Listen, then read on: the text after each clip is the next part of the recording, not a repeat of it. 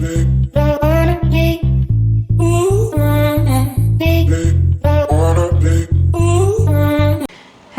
everybody, welcome to my channel, From Addict to Entrepreneur. My name is Heather Marie Stewart, and today I just wanted to go over the best book in my life right now that is changing my life. And I am serious, you guys, this book is amazing. I know it will change your lives for the better too. So I just had to share it with you. So the full title is Subconscious Power, Use Your Inner Mind to Create the Life You've Always Wanted, and it's written by Kimberly Friedmutter.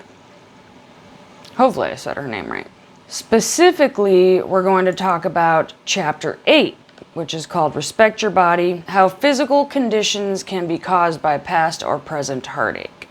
It also talks about the mind and body connection. It's crazy what I'm about to explain right now. Also, guys, stay tuned to the very end because I will be talking about a bonus book that is also changing my life, but I mainly wanted to focus on this book during this video. And we're also going to do a fun activity at the end, so stay tuned. This book could help any type of addiction or bad habit. Okay, so in the beginning of Chapter 8, in this book, Subconscious Power, the author, Kimberly, starts mentioning Louis Hay, who is a metaphysical lecturer, teacher, and author. Hay explains that certain areas of the body and specific symptoms may be related to emotional states or feelings.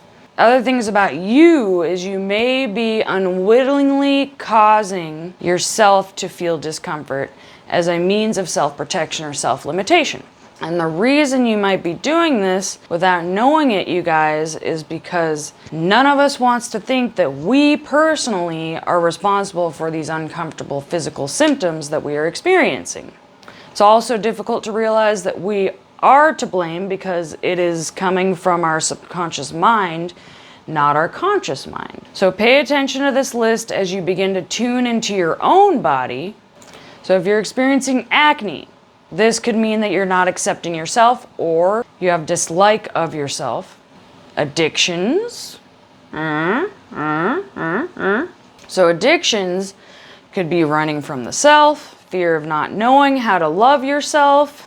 Sounds all too familiar. Allergies. This could be denying your own power. Alzheimer's disease. Refusal to deal with the world as it is. Hopelessness and helplessness. Anger could be inflexibility and guilt.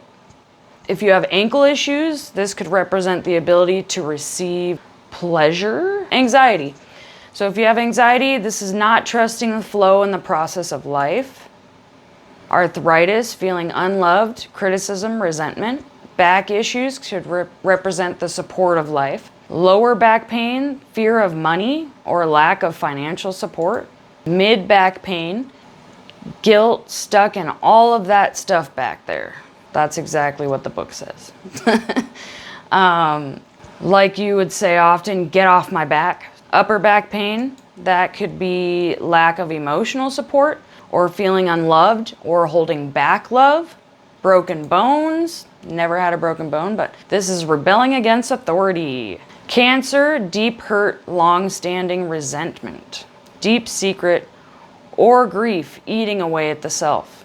Cancer could also mean carrying deep hatreds. And then there's cholesterol, clogging the channels of joy or fear of accepting joy. Wow. Constipation, incomplete releasing or holding on to garbage of the past or guilt from the past.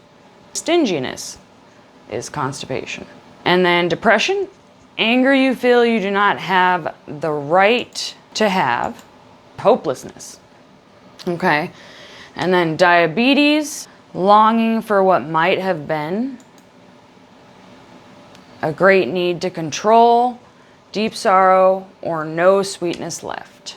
Eczema, breathtaking antagonism, or mental eruption. Fatigue, resistance, boredom, lack of love for what one does. Foot problems, fear of the future, not stepping forward in life. Hand issues, hold and handle, clutch and grip. Grasping and letting go. caressing, pinching, all ways of dealing with experiences. And headaches, invalidating the self, self-criticism, fear, heart attack, squeezing all the joy out of the heart in favor of money or position. That's literally what it says for heart attack. Heart attack also could mean feeling alone, scared, feeling not good enough, or that you don't do enough. Also feeling that you'll never make it.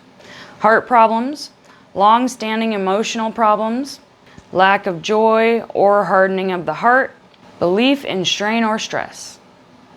Hip problems, fear of moving forward in major decisions. Nothing to move forward to, that could be hip problems.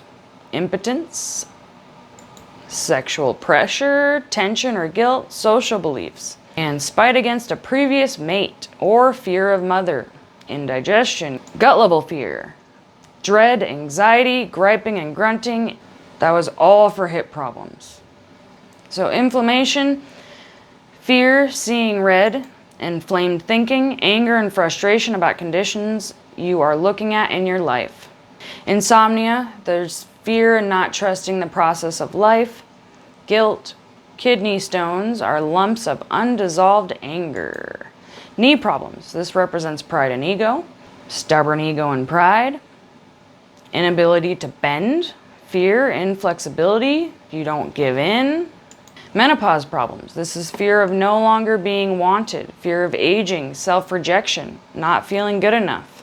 And then your neck represents flexibility and the ability to see what is back there. So if you have neck problems, then you're refusing to see the other side of a question and have unending stubbornness and inflexibility.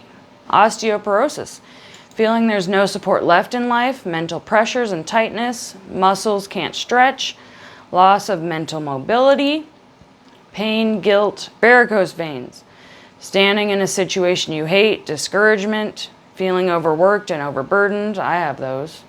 Weight issues often represents fear and shows a need for protection, running away from feelings, insecurity, self-rejection, and seeking fulfillment. Moi. And you guys, this list, it just goes on and on and on. That's why this book is awesome. It just lists any issues that you might have, it's in there. Now you guys know all about me. And here's an example. So like for addiction, of course, running from the self. Sounds like me. Fear and not knowing how to love myself. That, oh my gosh. That is so like me.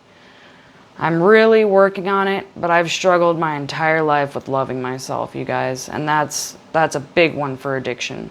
It does get better though. It does get better. You just have to work on it. Affirmations, tell yourself you love yourself. Another one that really struck home for me was the foot problems. Because this said fear of the future and not stepping forward in life. This is crazy because this is what happened to me. I worked as a waitress for 10 years of my life, and I really thought that it was from, you know, walking around, which it could be from walking around the restaurant a lot, but I think that it had a deeper meaning, honestly, because my feet, they insanely hurt, you guys. It was crazy how much they hurt. Like, I couldn't even touch the blanket on my big toe, or I would just be screaming in pain. So I didn't want to move forward. I think I was scared of trying a new job, and also I made really good money waitressing. Your body and physical symptoms, it will tell you if there's something wrong. If you're in a situation that you shouldn't be in, your body will tell you. You have to listen. It's like your gut feeling. And also, I would talk to other people in the restaurant industry and ask them like, hey, do your feet hurt? Do your feet hurt? They'd be like, no, my feet are just fine. I wear really good shoes. And I'm like, I wear really good shoes too. I bought like $180 shoes because I thought that that was what was hurting my feet. So it had to be that I was afraid to move forward, and my feet were trying to tell me that. It is powerful stuff. But luckily, I never went back to the restaurant business. Hey guys, so I wanted to let you know I had to make this video that you see right now into 2 parts, because it was way longer than I thought it was going to be. So you'll see it says part 1, part 2. It's basically talking about the first book and then the second book. That way the video is not so dang long. But I had to talk about both books because they're both important. Thank you guys so much. Have a great day.